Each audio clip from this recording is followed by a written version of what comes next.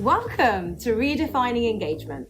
I'm Francesca Dumar, Director of Audience Development and Strategy at Contribly. And in this show, I speak to leaders and innovators in the media industry so that we can bring tips, wisdom, ideas, and even some things to avoid so that we can all do more engagement better. So without further ado, let's move on to our next guest. Hello, Charlie. How are you? Really excited to chat to you today, actually. I'm really good. Looking forward to the Christmas holidays as we ramp up. But yeah, really good otherwise. Oh my gosh, same here. And I'm genuinely quite excited about our conversation because we had a quick chat recently, and what you're doing in terms of engagement with your community is so different to what the other brands are doing. And Bellingcat has a bit of an interesting history to it as how it started and what your communities do together.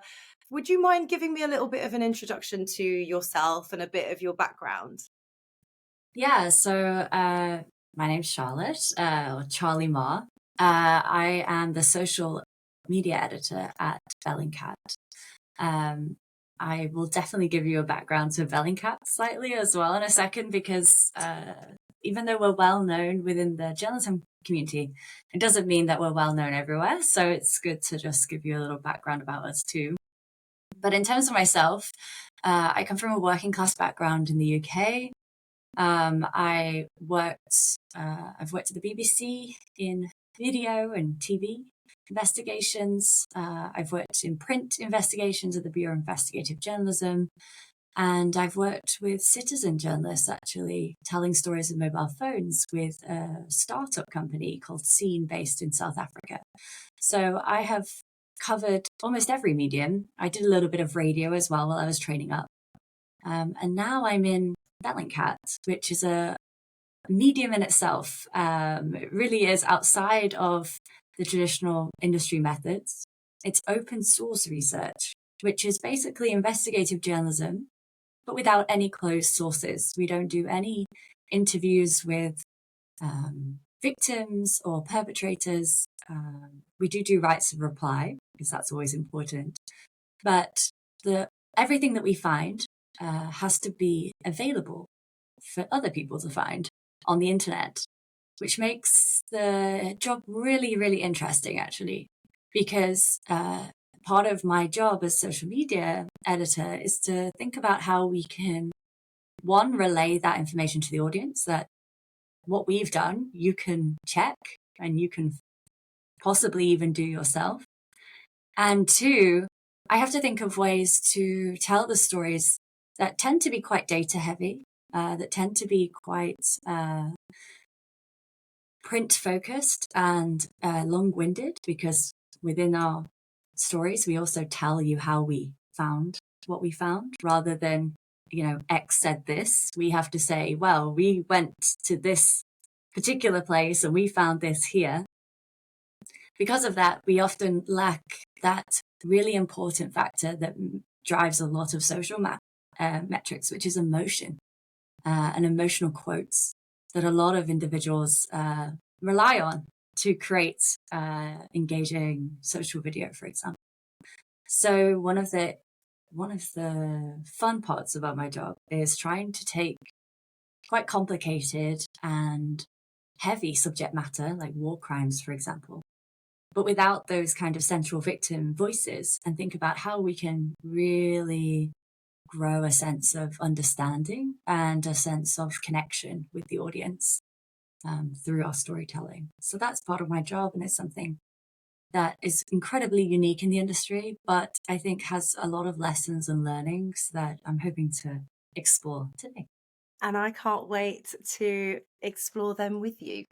And I going back to the first thing you said about being a working class background, because I think there's not enough of those voices. I used to be Absolutely a secondary not. school teacher, and I used to work with so many different backgrounds. And I'd love to ask, why did you mention that as a part of your introduction? I mention it because, as you said, it is not talked about enough, how how do I put this?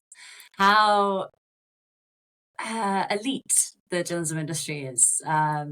When I was very lucky, actually. I was an incredibly lucky position where I actually got a scholarship for my master's. That's the Wow. only reason I was able to study investigative journalism in London. I got a scholarship and that paid for my entire tuition. So I was incredibly lucky, and I put my hands up and say that, like, I didn't go down the traditional working class route that many of the people that I've spoken to from the same kind of backgrounds had to. I didn't have to do the local papers kind of long stint. I was very, very lucky and got that scholarship.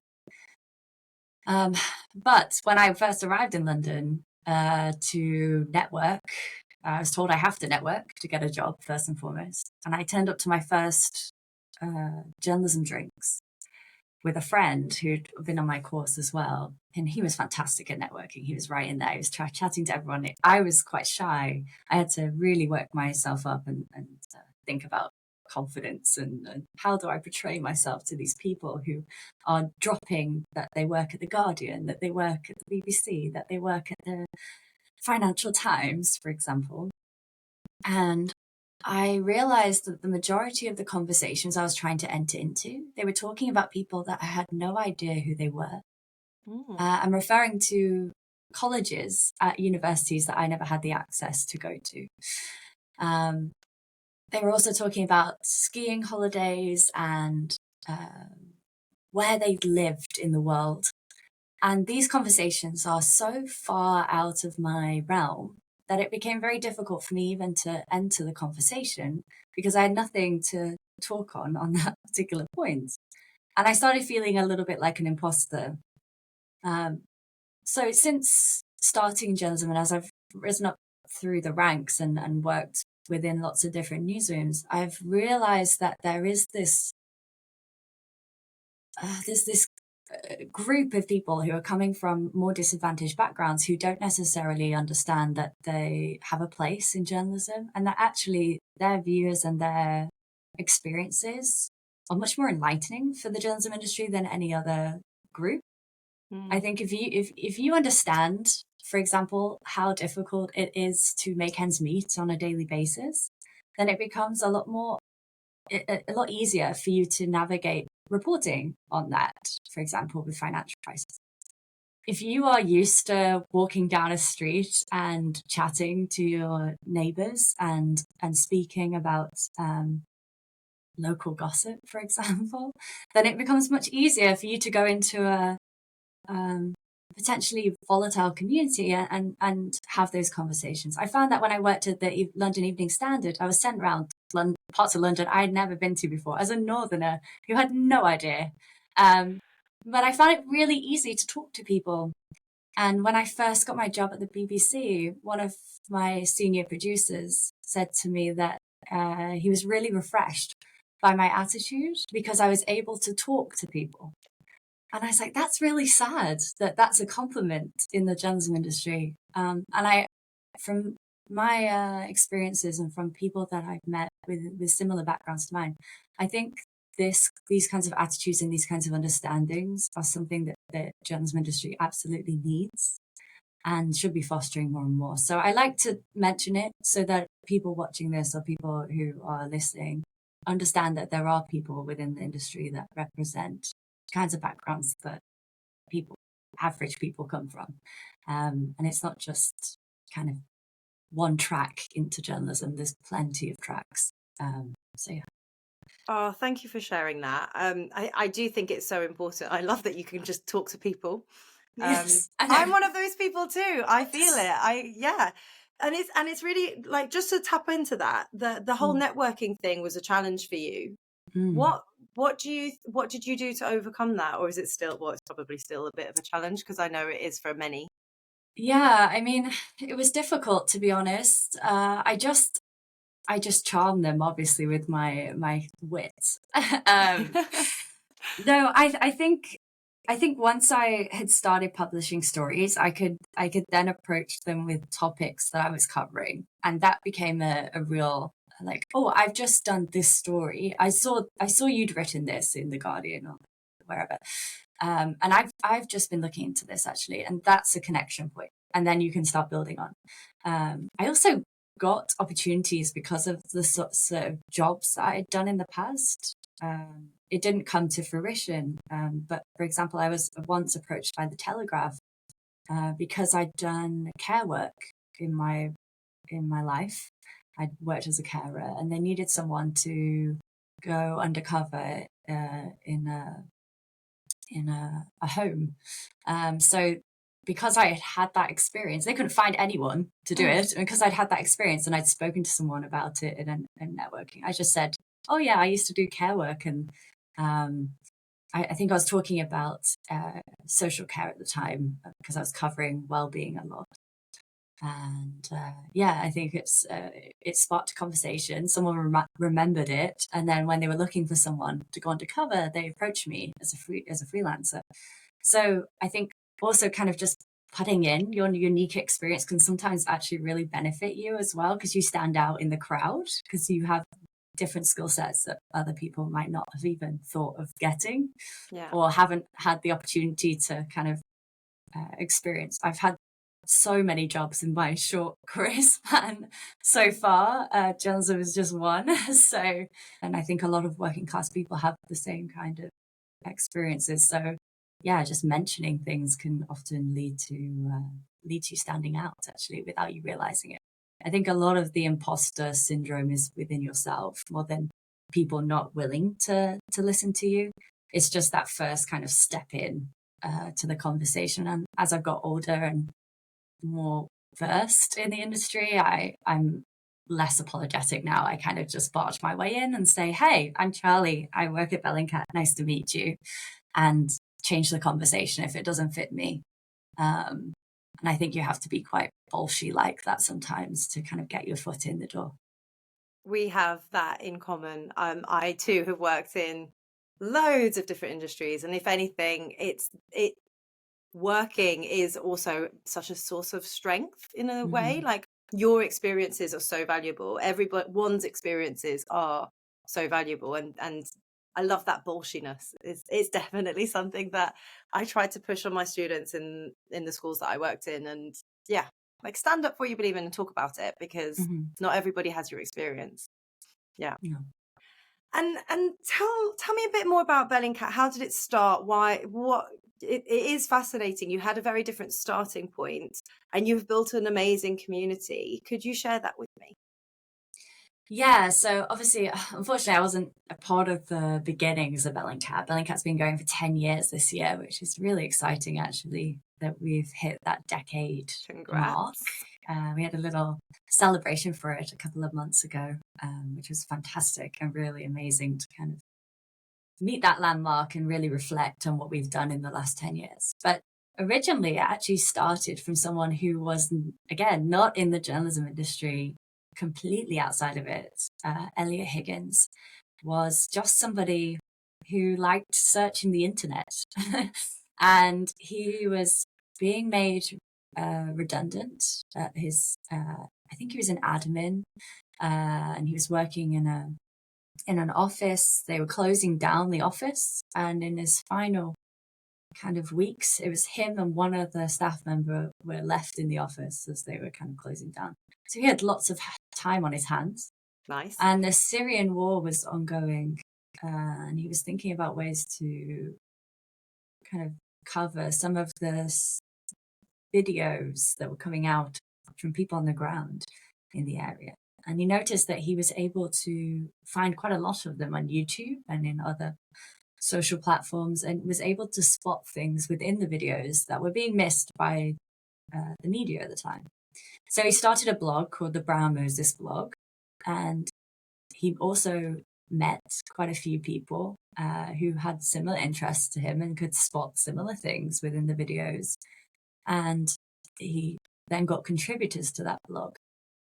And all of this started because he was actually on the Guardian comment section outlining all of this stuff in the comment section. He was like, oh, well, I found this video which it says this, and this could be additional reporting, and people were replying, and this is where he found his fellow contributors that then eventually became part of the blog. anyway, he was posting on this blog and again, shouting into the void of the internet. And it came across the desk of a couple of journalists who were surprised that this person was finding out a lot more detail about the kinds of weapons, for example, that were being shown in these videos, and the direction that the weapons could have come from. He was working out a lot of additional detail just from the videos themselves, that we hadn't really seen before in journalism. It existed in the intelligence space and it existed in other forms, but open source research up until that point hadn't really been delved into as much in journalism. There was some other people doing similar things at the same time. And yeah, this community of open source research it was like kind of a catalyst moment with the Syrian war, where citizen reporting came in a huge way. It already existed beforehand, but it came in a huge way during that period. And newsrooms were desperate because they couldn't get on the ground to get citizen reporting. But then Elliot and others were showing you a way of analyzing that video without having to put too much pressure on the poor people on the ground who were, taking what they could, but you don't want to send people unprepared into conflict areas. Of course. He was able to kind of take information from these videos that was just being missed. And because of the popularity of the Brown Moses blog, and because he then started getting interviewed by other journalists, I think he was deemed the armchair journalist for a while.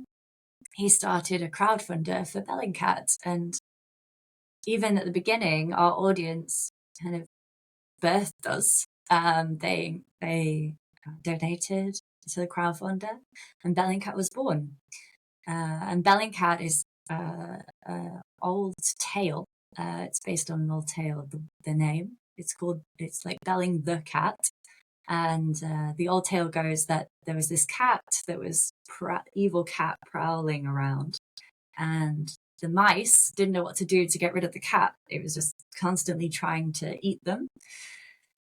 And lurking in the shadows. So one of the mice had a bright idea about putting a bell on the cat.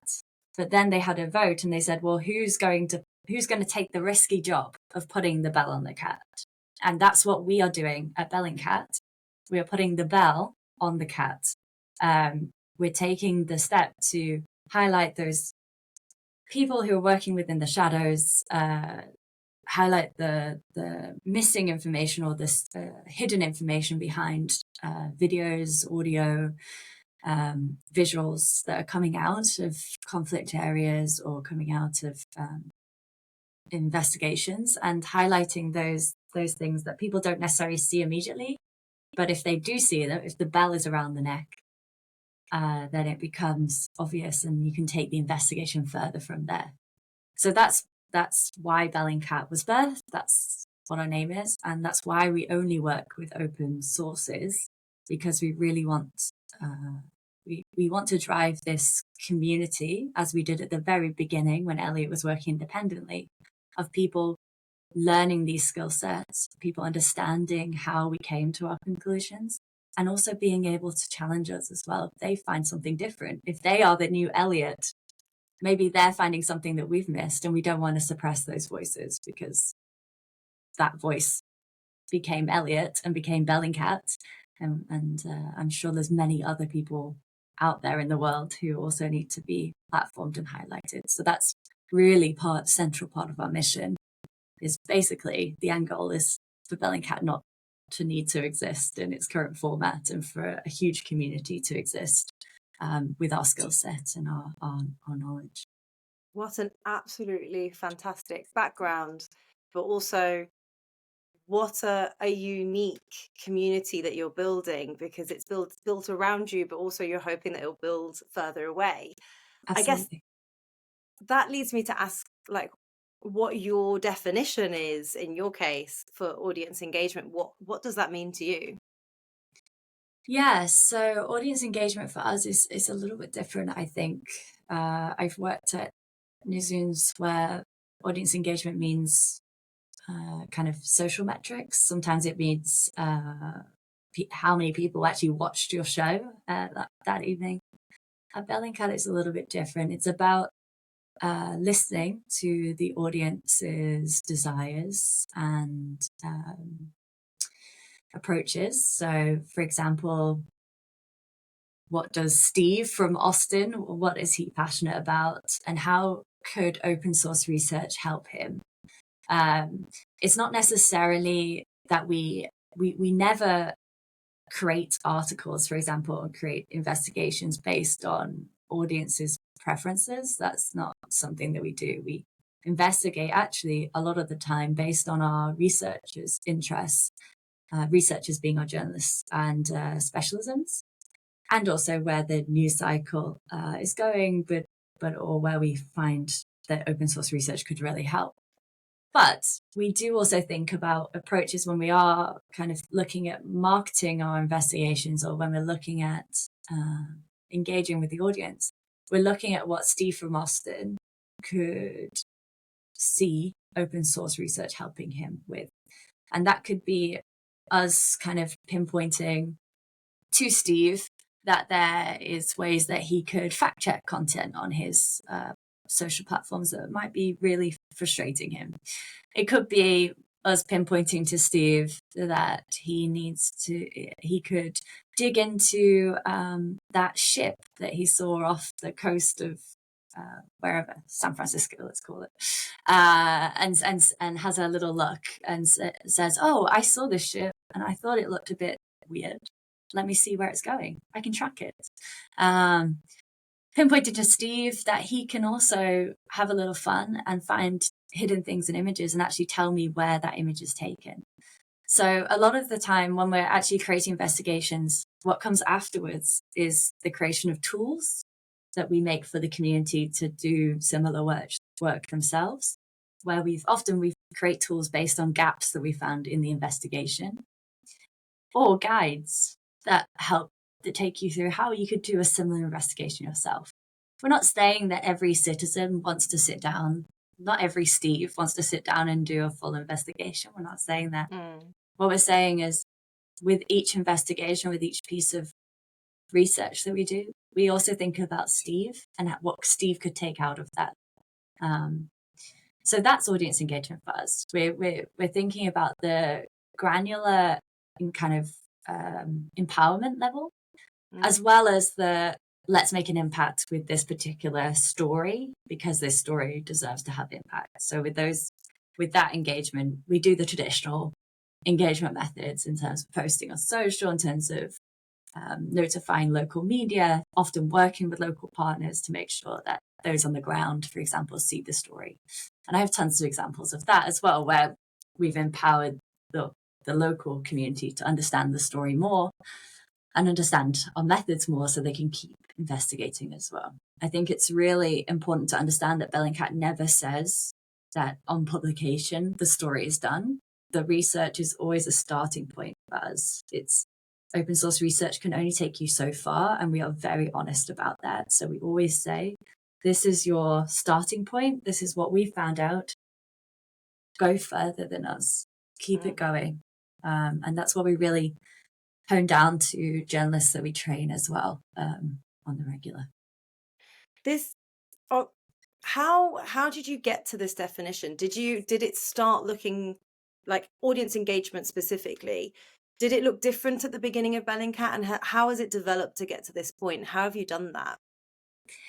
Yeah, I mean, at the beginning, as I said, we were very community focused because we were just a community. We weren't really a formal organization. I mean, we had the badge, but it was still those odd people that had been working on the Brown Moses blog, continuing just with the name Bellingcat.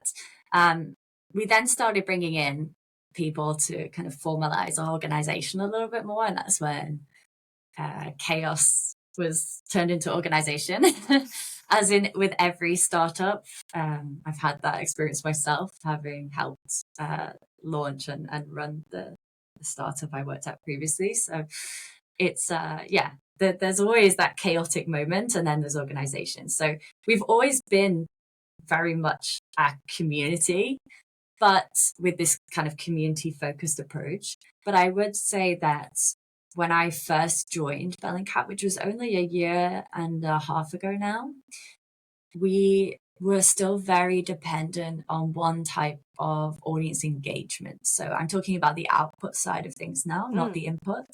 If we're thinking about audience engagement only as the output, which is how most publishers think about it, and I think that is wrong, and I'll explore why later. But if we're only thinking about it from the output side, when I first joined Bellingcat, they really only had a presence on Twitter, or X now. And being solely reliable on one platform for your impact, outside of your website, obviously, is problematic and risky. So my first port of call was just to spread us out as much as possible. So that's what we did. And then we started looking at ways to turn our really filter in that input element to our output strategy. So what I just described about Steve and Austin kind of has come through really as a strategy in the last year. It was there and it existed. It just didn't necessarily have a name to it or a strategic focus to it. This is now something that we're kind of aware of. We're aware that we're now in a unique position that we might not have realized previously. And we are trying to foster that more and more. This year has also been a transformational period for our Global Authentication Project, which is our volunteer project, where we have a closed group of volunteers who help us with investigations. And that's like our innermost community. And you have to be vetted to join that community. You have to apply. We have a humongous wait list. And but it's really good fun, and you work whenever you want, and you participate to whatever you want, and you get a little community of fellow researchers to work with you on really groundbreaking stories. For example, one of our things that they regularly contribute to is our Ukraine civilian harm map, where we are plotting incidents of civilian harm. And then that map is actually being used within some of our work for justice and accountability efforts, where we're actually training lawyers and judges on open source research methods so that they can understand it and that it can be viable in court as well. So for future war crime trials, some of the work that these volunteers are working on could be featuring in huge war crime trials in the future. And they're also kind of contributing to ongoing investigations as well. This group has been revolutionized in the last year because we employed a community facilitator who is amazing. And she's been working directly with them rather than it being something that our researchers have to, do when they have time, rather than it being kind of an afterthought. That's putting it harshly, but in terms of time, you have time slotted for research, you have time slotted for training that all of our researchers have to do. And then that tiny amount, that 5% that they had left, they then had to spend trying to cultivate this kind of volunteer community, answer their questions, help them into the process of investigations, listen to their story leads. And there was this whole other kind of job role that was being left to our researchers and being left to our editorial team like myself. And hiring this community facilitator has absolutely transformed that community because we've now got a dedicated person who's on it 24/7. And the volunteers, we can bring more volunteers in. The volunteers have much more engagement and structure.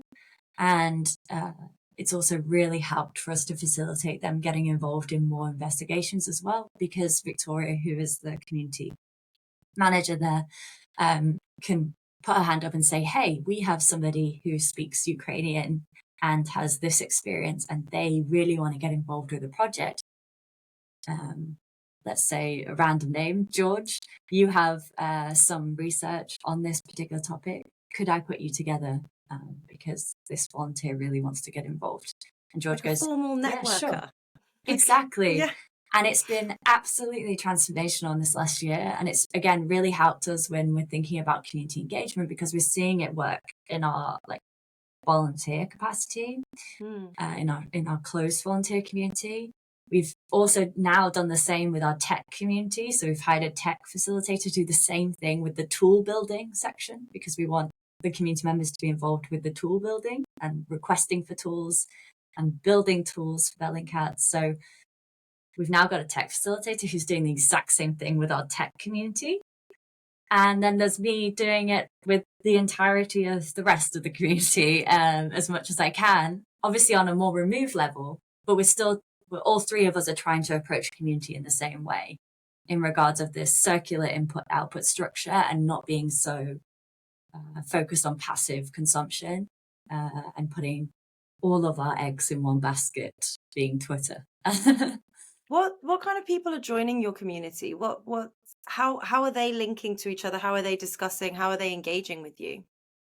Yeah, so in our volunteer community and our closed one, actually quite a lot of the applicants are retired people who just have lots of time and they don't necessarily have to have worked in journalism or in a research capacity. A lot of them had completely different roles in their main career time, but in retirement, they now want to give back to society. They want to do something with their time. And this is a kind of activity that is really interesting. It's puzzle solving. And they get involved. That doesn't mean that everybody in the community is retired. We have a lot of budding journalists within that closed community as well, people that want to become professional researchers. And this is a stepping stone. It looks good on your CV. And we've previously employed from the volunteer community. Some of our best researchers are from that. But also other organizations have too. So there's also kind of a stepping stone kind of culture, but we make sure that people don't come in with that expectation that they're going to get a Bellingcat job, because it's not possible. We're still a small team. And in terms of the wider communities, in terms of the tech community and the wider, let's say, mass community that engages with Bellingcat, we have a differing group. We are still kind of male skewed slightly, only slightly, by about 20%. But I would like to change that gender representation a lot. Previously, we were also very print focused and writing very long explanations of our stories. As I've come in and started doing more video and audio content, it has helped a little bit in terms of that skew. As well as our regional capacity as well. So we're still quite European and American based in terms of our audience figures, but that's because most of our impact has been on that scale. Originally, people knew us as the Syria people, then they knew us as the Russia people. And now we're trying to showcase that we don't just cover Syria and Russia, we also cover a lot and worldwide. For example, we've been doing a lot more in Latin America, looking particularly at Colombia and Venezuela of recent note, and also within the African continent as well, covering things like Sudan a lot more. So these are spaces that we're kind of driving into as well, and trying to get better representation within our community. Because as we always say in our training, open source research only works if you have a lot of diverse perspectives. Again, going back to our working class conversation, often when we have an image, sometimes there's kind of a key detail in the image that you'll only get from a cultural or different background experience. So one instance is Carlos always uses this example in our trainings. He joined the Global Authentication Project, the volunteer community. And when he was working as a volunteer, he also worked on this campaign where we were looking at some of the images that Interpol had released, but I might be wrong in that. And basically it was images of places where children have been held by traffickers or abusers. They've obviously taken out the abuse, but there was images of the area, and they just wanted to know where that was so that they could kind of track this perpetrator down. And Carlos was really good at this. He was like, he just absolutely knew where to look. And in one of the images, there was a you could see a tiny pink roof in the background behind like loads of trees. And he was like, oh, I'm from South America. I know that there's quite a few pink roofs in South America. So he just started searching pink roofs, and he found the location just from that, because he had the indication of that's something that I recognize. Another point he makes often is that, if there's a bottle of something in a space and you recognize the label because your uncle or your auntie used to drink it, that's a connection that only you might have that other people won't. And this is why when we're looking at our community, often we're trying to make sure that whatever community space we launch or that we foster, we have a lot of different backgrounds and experiences within that community. And I'm talking about the input side and the active community members now, those that want to input into investigations, for example, input into conversations.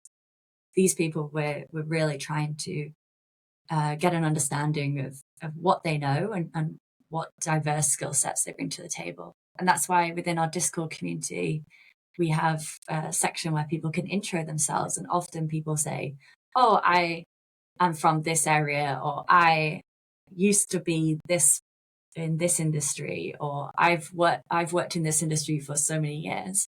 And then we pinpoint them to particular channels in the Discord. Like, oh, you used to work within shipyards, so you might be really interested in ship tracking. So we'll send you to that channel as a starting point in our community, and you can start talking in there with people who will be very interested in your knowledge and your know-how. So again, trying to point people towards directions that work for them. Stephen Austin, how does open source research work for you? That's how we pinpoint people at the get-go, and that often keeps them engaged within our community because they've started in a space where their knowledge and their understanding is kind of respected, and it's not so much of a how do I start here? How do I even begin to participate in this community? We've kind of given you that pathway already. So if you are to join the Bellingcat Discord community, please do an introduction so I can point you towards the best channel for you, and then you can start contributing as much as possible. So yeah, just a PSA if you want to join after this conversation. Awesome. I have so many questions still on this community, because on one side, I've heard you mention like you're focusing on the desires of the community. Like, why are they coming? What are they trying to achieve from this? Maybe it's they're retired and they want to spend time, or maybe they want that stepping stone. And then on the other side, you know the community so well, and bringing the desire and the knowledge has created this. It's a cycle that you've created in a sense. Can you talk me through, maybe even with a specific example, if you could, of like, how does this cycle work? Like, how are you bringing these people on this journey with you on these investigations? What happens there? Yeah, so I have one example, which is fantastic. Let me see if I can share my screen. I know that not everyone will be able to see the screen if they're listening to this, but I will also talk you guys through it as well. So I'll just switch over. So if I just go to this thing. So Thomas, who is here, and he doesn't mind being named. A lot of our community don't want to be named as well. So some of them are living in regions or areas that they feel unsafe to be named. So it's important to also be aware of that.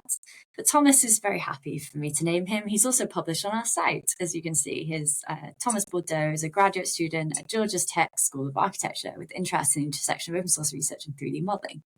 So he joins our Discord server. I think before that, he just followed us on X and maybe Mastodon. And he joins our public Discord server, which looks like this.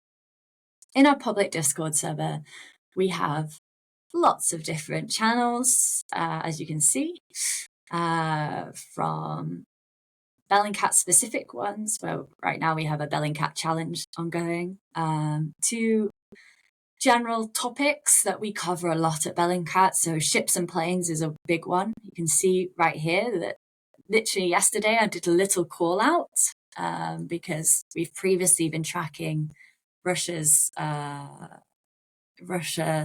ships smuggling grain from occupied Crimea to Syria, and now the Syrian power has changed hands. We wanted our community to have a look at some of the ships that we'd been previously tracking to see if they are no longer going to Syria and are going somewhere else. So that was a little community call out for people to get involved if they want to. Fascinating. Sorry, that was a little bit of an aside, but just an example of how some of our investigations begin, or how some of our community call outs begin. So we have all of these different channels here, and the one I wanted to point you to was environment and wildlife. So this is environment wildlife. In here, they're talking about the environment and wildlife. We also, by the way, have geolocations sections so you can learn skill sets, and also regions. So you can see that we've been covering some of the unrest in Sudan in here, Myanmar, for example, Israel, Palestine, but also we have all of the different regions represented too. Within the environment wildlife channel, Thomas, who had been 3D modeling and architecture student, he was looking and he'd seen a story about an oil spill off the coast of Trinidad and Tobago. The thing that interested him was that there wasn't any knowledge of who had made this oil spill. Like, there was a vessel left behind, but it was overturned, and people weren't sure who owned the vessel and what the vessel was. Logan, who is one of our senior data scientists and researchers, was also looking at the same thing. He was like, what is this barge off the coast of Tobago doing? Why is it such a mystery? I'm intrigued. And him and Thomas started talking in this environmental wildlife channel about this barge. People started to get really interested from other parts of the community as well. And they started up a little forum post where they started to dig it into deeper. So they took it off the environmental wildlife channel and made a separate little discussion space for them to talk in more detail about that particular issue. So they started doing that. And as they developed, Thomas was feeling a little bit like he didn't know how to contribute. Everybody else who'd come into that Discord forum post were a little bit more experienced in ship tracking, understood kind of the basics of the background of what was involved with oil shipments. Some people had more of a contextual knowledge of the region, and Thomas really felt a little bit lost for a little while. But then he thought, okay, well, how can I apply what I know from my architecture skill sets to this problem? And he built a 3D model of the ship, which was incredibly useful, because once he designed a 3D model, they were able to really see the size of the ship and also notice some key characteristics about the ship, or the vessel as it was then. But they noticed that there were some holes on the side of it, which seemed a bit strange for this particular type of oil barge that would necessarily be the usual layout. And they realized that it was actually something separate. And here it is now. I can share my screen again. Let me just share that tab specifically.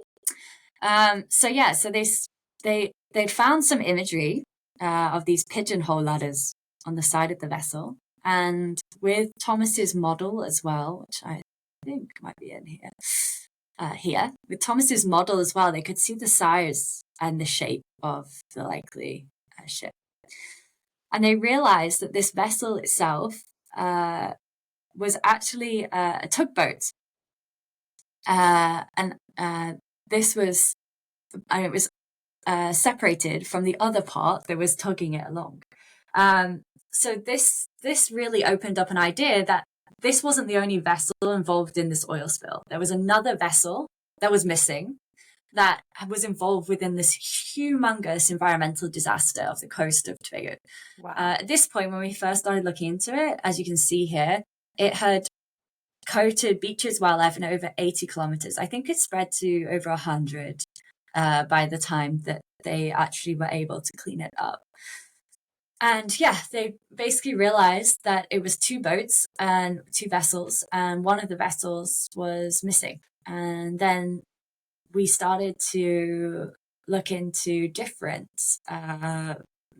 the other vessel, and started to track that and found it abandoned in Guyana, actually. Wow. So all of this was from that initial kind of Thomas and Logan both seeing this kind of mystery and both wanting to dig into it, and then creating a little community around it to then dig into it. It's not always led by the community like that in terms of investigations, but this one had a lot of impact and was really interesting because, again, it's not something that Thomas necessarily understood or was interested in as a topic.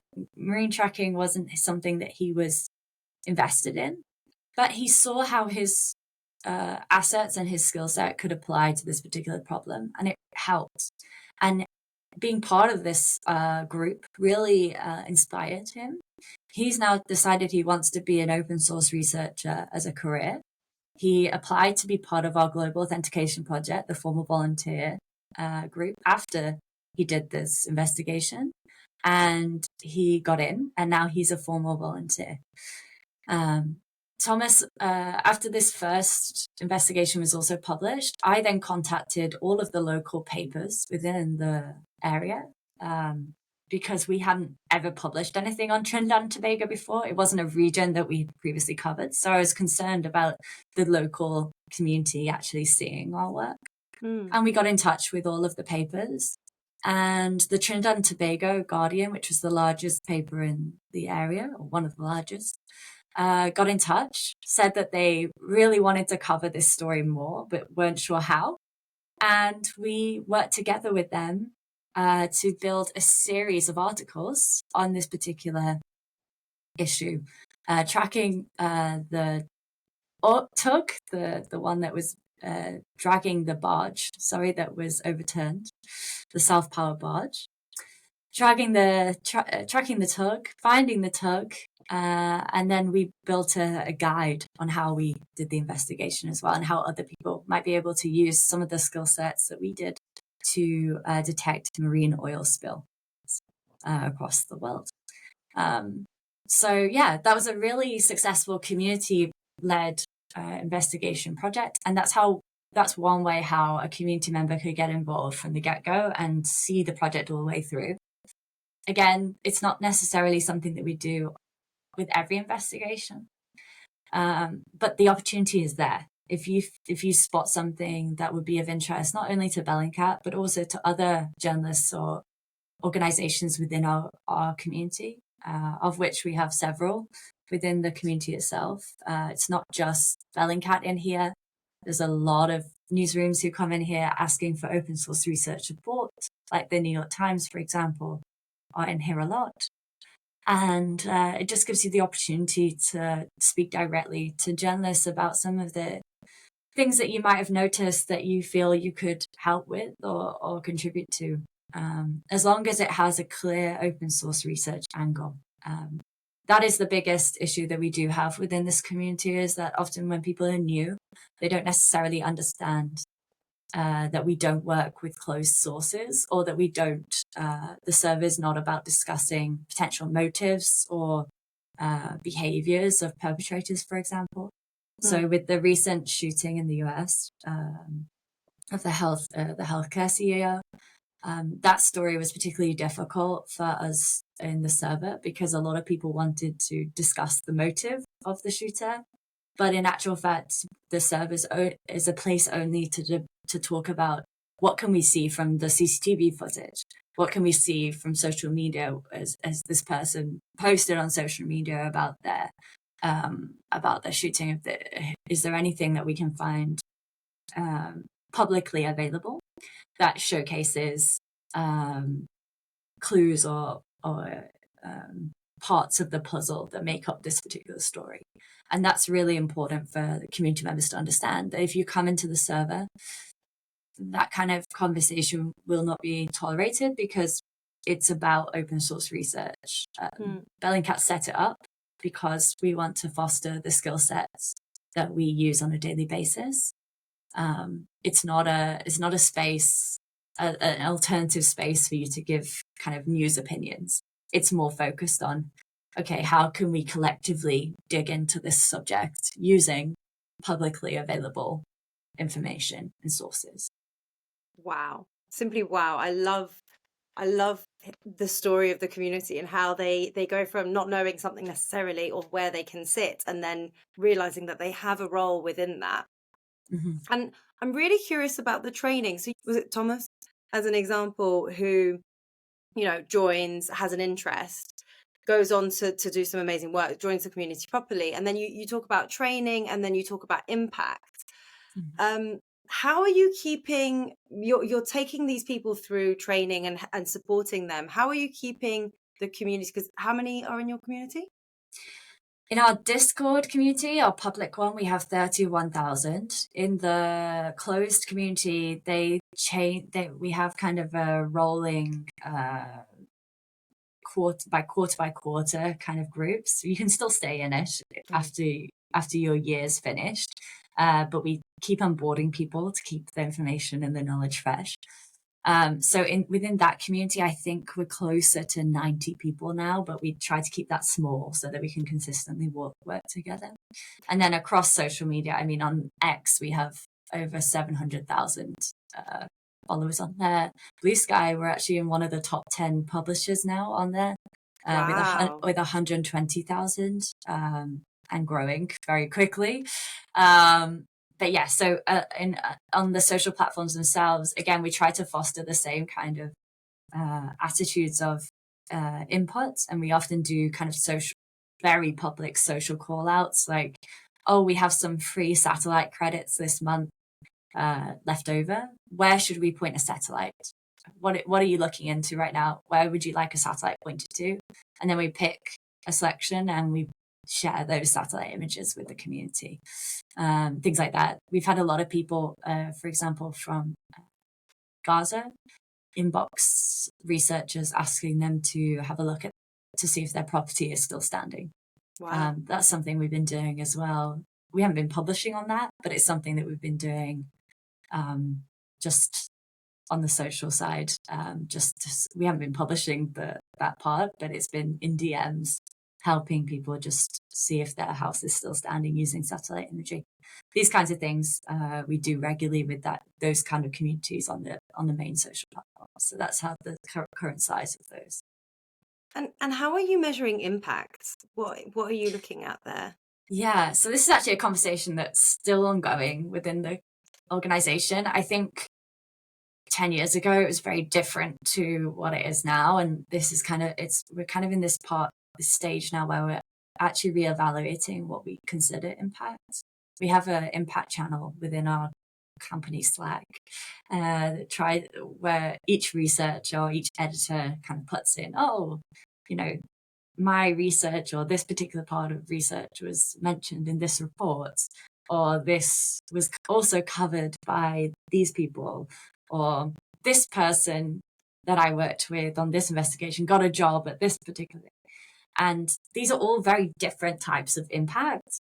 And the conversation ongoing internally right now is okay, well, what is our central impact? Well, what are we centrally thinking about that should be represented within that channel? And I think it depends on the subject focus at the moment for us. So we've just split into different subject teams as well. So now we have a finance team. We have a team that is focused on the environment. We didn't have that previously. It was just researchers covering a lot of different subjects. Now we have subject-specific focus. Those teams are now building impacts within those teams. So I think for a lot of the teams, it's going to be about policy and helping change policy around some issues. And for example, Kalina Koltai, who's our researcher on the online monitoring team, She's very focused at the moment on AI and AI non-consensual generated images. She's one of the leading researchers within that space, and she's done a lot of investigations on art companies who are generating this kind of material, including CSAM, child sexual abuse material. And she's been targeting their wallets to try and cause impact. She's been highlighting to the companies that are facilitating payments to these art companies, and highlighting that they're using it for this particular content, and then their company financial structures are being shut down. So, for example, if they're using Stripe or PayPal, we highlight to Stripe or PayPal that they're using that for this particular material, and it is their accounts are shut down, and which stop them getting paid, which is their aim in the long run. So a lot of the time we're looking at it in terms of what can help prevent harm in the future, and in some cases it's bringing the material to a point where it can be shown in court with our justice accountability efforts, and in some cases it's thinking creatively about, what does this particular perpetrator, what does this particular cat need to survive? And in Kalina's case, it's often the money structures that she's going after, and later I think a target will be legislation changes, as regulation absolutely needs to be embedded within that particular industry. So so that's kind of in a nutshell what impact looks like for us. But as I said, it's very team-based and subject-based at the moment. In terms of impact for myself as a social media editor, it really means for myself and how I report back to my team, it's about making sure that the people who are immediately affected by the story have seen it, and then also that we're making the story accessible for as many people to engage with it. So, as I said, Steve from Austin, if I'm trying to get Steve from Austin interested in non-consensual imagery generated by AI, how do I get Steve from Austin interested in this, as well as Becky from Essex? Like, how do I get them both interested in this one story? And that's kind of the job that I have, and where I see the most impact is when I've engaged very varied groups into the same story. That's the biggest impact for me. And with the Trinidad and Tobago Guardian one, it was a real, the Trinidad and Tobago oil spill one, it was a really amazing moment because it was such a localized story, but with such an environmental consequence, and something that's going to be happening across the world. On a normal day in a newspaper, that story could have been buried completely. But because we were able to showcase the community function of the story, because we had the local partners on the ground really bigging it up, and because we had so many visuals and we were kind of solving a mystery as we went, that had a huge amount of engagement, that particular story. If somebody had pitched me that story, months before and said, "Oh, are you interested in this oil spill?" I might have said, "Oh, well, it's okay. We can pursue it. It's important." But it probably won't do well in our audience who are used to seeing kind of war crime incidents. But no, it really resonated because we were able to showcase all these moving parts, and the audience were able to kind of learn with us. And I think when you have that moment of discovery, it can be a really great moment to really think about your community engagement structure and how you can take that community with you on that journey, even if they're not in the insular group who are actually inputting to the investigation. But with your social and your tonality, get them to come on that journey with you. And that's what we did with that particular story and that series. And it really helped, I think, with that impact. I find that part so fascinating. I keep going back to the community and what the motivation for people to join. Like there's the challenge, there's the bigger why. Like they feel like they're making an impact. There's something that's happening. How do you? And then obviously the fact that you know them so well and you're trying to bring people together that would never necessarily do that. how do you keep these people engaged in the ongoing investigations? Because it sounds like it could take quite a lot of time, and yet you've got a very large group. You're not going to know every single person by name. No. What do you do? Yeah, so if it's a Bellingcat investigation, as I mentioned, not everything that happens in that particular Discord, if we're talking the public Discord, if we're just talking about that 31,000 group, not everything that happens in there is a Bellingcat story. And often these conversations start with the community themselves, just talking amongst themselves, or a researcher might be in there saying, oh, I'm looking into the animal trade. And I'm just looking at how individuals in Dubai, for example, are taking photos with tigers. This is one of the stories that we've done previously, so I feel okay to talk on it. And so for example, let's say I'm that researcher, I'm posting in the environmental channel. I'm just saying, hey, this is my interest right now. This is what I'm really passionate about. Has anybody covered this previously? Does anyone know anything more about this? Can anybody look at this picture and see if they can find anything in this image that I've missed? These kinds of conversations are how it's originally sparked. Sometimes a community member might reply and say, yeah, I can see this in the image, or yeah, I know that person and I've done research on that person previously, or yes, I'm from that region and I know that particular town is actually spelt like this locally. That is a really useful input, by the way. If you're a community member and you know different language representations for certain towns, particularly in conflict areas, please let us know, because that's super useful. So yeah, let's say that a community member said that. Sometimes that's where they end, and that's fine. Sometimes that's the input that the community member feels comfortable giving, and then they just disengage with the rest of the conversation.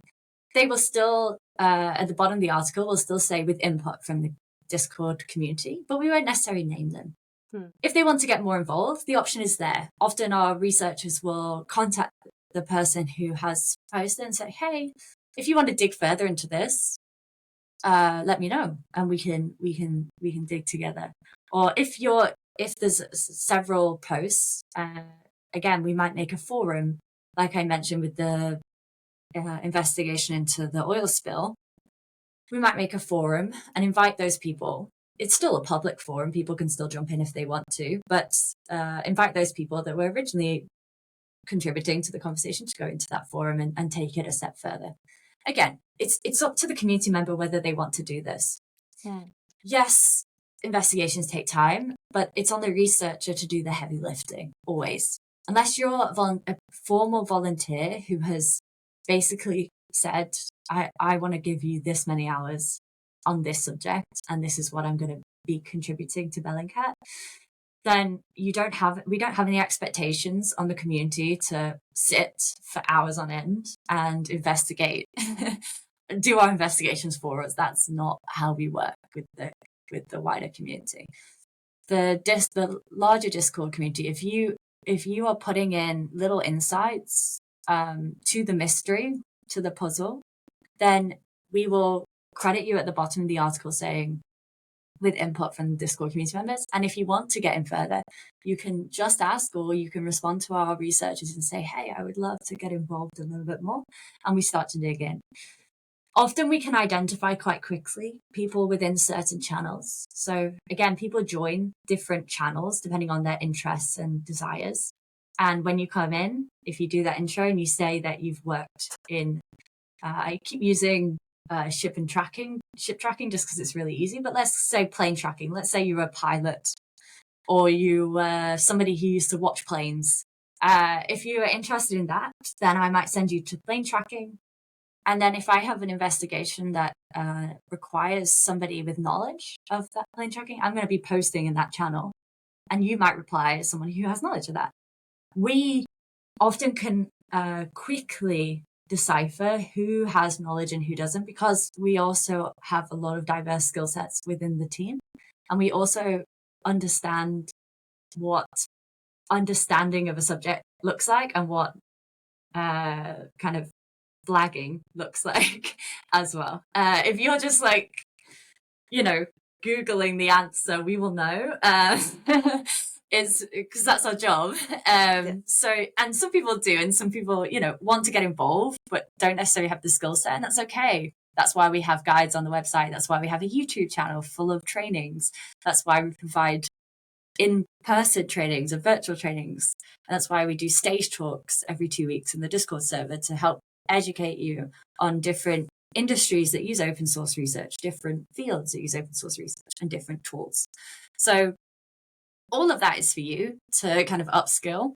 But if you have particular knowledge on a particular subject or are really good at a particular skill set in open source, like geolocation, where you're finding the location of something from an image and from features in an image or a video, then you start to stand out within this community in terms of this network.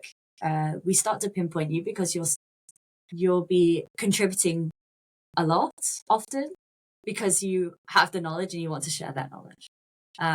So often we can pinpoint the key people that we know we can go to at a moment's notice if we have a question on that particular subject. But that doesn't mean that we're not going to be invested in people like Thomas, for example, to be involved in investigations that they possibly don't have the experience in, but that are keen and eager to contribute what they can to. And that's what in Thomas's situation was. He just wanted to chat about it. He got involved in it and he could bring something to the table that was unique. And that's led to him upskilling and learning a lot more skills. So often when you get involved with these conversations as well, you start to learn, oh, this person that's also talking is using this tool to find out this information. I didn't know this tool existed. Flight radar. I didn't know you could track planes on the internet. Let me have a look. And often people learn from each other as well within the community. So that's how we kind of keep people involved when it comes to investigations. The hardest part is actually getting people talking to start with. And that's why I said, if you do a little introduction so that we know where your interests lie, it makes it much easier for us to pinpoint. Otherwise, you're kind of lurking within the server, not quite knowing where you can contribute. And sometimes it becomes more difficult. So that's why we do server-wide talks, like our stage talks, where people ask questions within the chat. And often we find a lot of new starters, new people in the community in that talk, in the chat, asking questions because it's announced to them every Monday. They can see it. They can see that it's on a Thursday and they want to join, so they come. And yeah, that's often usually people's first induction into the community. And then sometimes we have people, we also have people who kind of are waiting and not quite sure. They want to learn a bit more about open source before they help. So in those cases, we then pinpoint them to challenges that we do throughout, like geolocation challenges. So right now we have one called Open Source Challenge that we're running over Christmas. And this is not just focused on Discord. This is for absolutely everyone. And it will still be open after Christmas. So if you want to have a go, you can. But each week we are revealing a different challenge for each day. And you can click on it and you can have a little go at trying to geolocate these images and write the name here, write the answer here.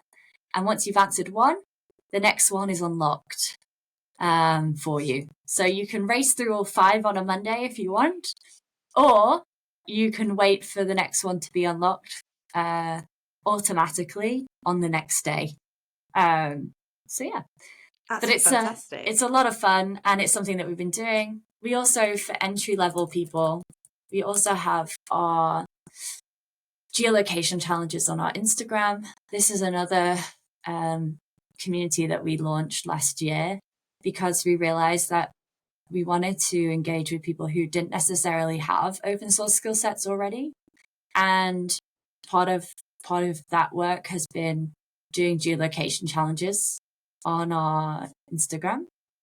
So allowing people to just start learning things. So could you be a Bellingcat researcher, put your duplication skills to the test? And we put a level on it as well. Where were these photos taken and what are they doing? And then we start posting how you come to the answer. So for example, this one had an RNLI lifeboat sash on it. So that gave you a little hint of where you should be looking. And you can also see what looks like prizes on the table. So then you start looking at lifeboats events, maybe looking for a raffle, and you eventually find the right one. Fantastic.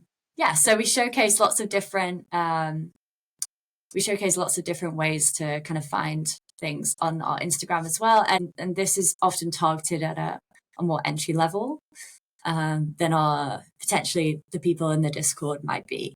You can still join the Discord if you're entry level, but the Instagram is really made for those people who want to start just trying, and then they can come to the Discord server to really delve in deep. And the geolocation challenge is actually, people have got so good at them on Instagram, they're now asking for harder ones. We get DMs regularly saying, oh, can we have harder ones now on the Instagram, please? But yeah, so we're also trying to introduce a few harder ones on the Instagram now, because the community on here has got so good at them over the last few months. It's fascinating. You've clearly really thought through the community's journey into becoming a proper Bellingcat community member. And since you used to work in traditional media, this experience is clearly so different. If you were going to recommend anything to, more hyperlocal brands, traditional media, in terms of engaging with their community better, obviously they're not necessarily looking for citizen journalists and doing what you're doing. But what would you suggest they do more of to engage better with their audiences? Yeah, so I mean, as I've worked in those newsrooms, I've seen, for example, at the BBC, like our targets were always for video investigations was always like, how many people are watching it? Can we change policy? At the Bureau of Investigative Journalism, which was a more investigative print outlet, again, we were looking at how we can give data to local newsrooms across the country. We were looking how we can change rules, change law. And I think all of that is incredibly important. But I think there is also a culture within journalism where people have got used to the idea of passive consumers. There's this indication that we write or make the news, and you watch it, or you consume it, or you listen to it. And that really feeds into some of the disinformation voices, like Andrew Tate, for example, of this whole, the news is created kind of thing. And it also directly opposes some of the trends that we've seen in recent years, from the rise of TikTok, where people are, and news influencers, where people are telling the news stories from news publishers, but repackaging it in a way that's more understandable for audiences and on the platform that the audiences are existing on. And also in terms of the rise of citizen journalism outfits like Bellingcat, for example. So I think passive consumption is dying. I think there is still the need for some passive consumption. I think people still I love to sit on a train and listen to a podcast, for example, or read a long read. But there is this indication that if you want to keep up with changing trends and attitudes, you also need to think about active consumption methods and ways that people can understand the story to a deeper level. So I would think about ways to build that into your engagement strategies. So one, active consumption method, along with the passive consumption traditional formats. When I worked at Scene, Scene.tv, it's a citizen journalism storytelling outfit, and we were always social first. So everything we did was vertical video, posted on Instagram and YouTube and wherever else. So that was our kind of passive consumption.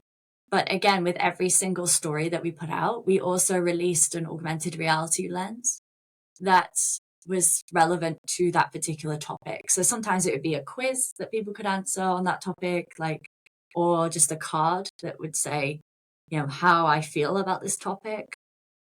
Or it would be a lens that shows the experience of whatever we talked about. So, for example, we've just talked about refugees in Uganda. It might show you what a typical day as a refugee in Uganda might look like, for example, in terms of access to food and healthcare. So these kinds of things are, these kinds of experiences are getting easier and easier to do and build, and are directly related to social platforms as well, where you're probably seeing your most engagement at the moment. I think building in these kind of active consumption methods of really helping, giving the tools to your audience for your audience to talk about your story, without kind of leaving that up to the news influencers to do it for you is a really good way of creating this active consumption without too much of a lift in terms of vetting and fact checking audience inputs, like a Bellingcat we might have to do, for example. I think, the more you can generate this active consumption, the better. That could be in-person exhibitions as well. I know a lot of people who do that in affected communities. Bureau of Investigative Journalism used to do that as well. We used to go to the most affected community from our investigation and present our findings. With my homelessness investigation in the UK, we did that in Bedford because it was one of the areas with the least amount of housing and the biggest homeless population. So we went there and did a little showcase of our findings and partnered with a few homeless charities there. And in some cases, it's thinking about ways that you can just add a question at the end of your content or put in the comment section so that it starts conversation. And it can be as simple as that. But really. It needs to be something that's thought about as you're going along, I'm assuming. Absolutely. It's not something that's an afterthought as much. It's really considered. Yeah. No, engagement should be part of your pitch strategy. That's something that I've been embedding in Bellingcat from when I came in, because again, social and audience engagement on the output side was very much an afterthought, something that was just done at the very end of the process. Over the last year and a bit, we've been putting it in the pitch process. So when people pitch to us, or when our journalists pitch to us in the editorial team, they have a section that they have to fill out on how is this going to be represented to our audience. What do you think could work? Have you got any fun ideas? And they often consult with myself on what might work there. It's another level to the pitch process, but it's helped us no end in terms of making sure that when the story comes out, we have a real strategic focus and a really interesting way of demonstrating what we've just done to the audience itself. I absolutely love that. I love that as a way of thinking of things. I know there's so many more questions, but I do realize that this is quite a long one. Maybe there's a whole conversation to have around your second community as well, which is the tools part. But I just want to say thank you so much for talking me through all of that. It sounds like your learnings, I've taken away so much from what you've talked about, and I think your community is absolutely fascinating. And thank you so much for sharing. No, thank you. And hopefully, if possible, could we put the link to some of our community in the description of this, and then people can check out themselves. No pressure to join, but you can have a little luck and see how we're doing things for yourself as well. In the Bellingcat way, you can test our methods and have a look at them yourself and see if you want to replicate or even be a part of them. 100%. All of the links will be there. Check them out. Join the community if you're curious or interested, or if you just want to become an absolute expert. It's fantastic. Thank you so much, Charlie. Thank you. And hopefully speak to you soon. Yes, thank you so much.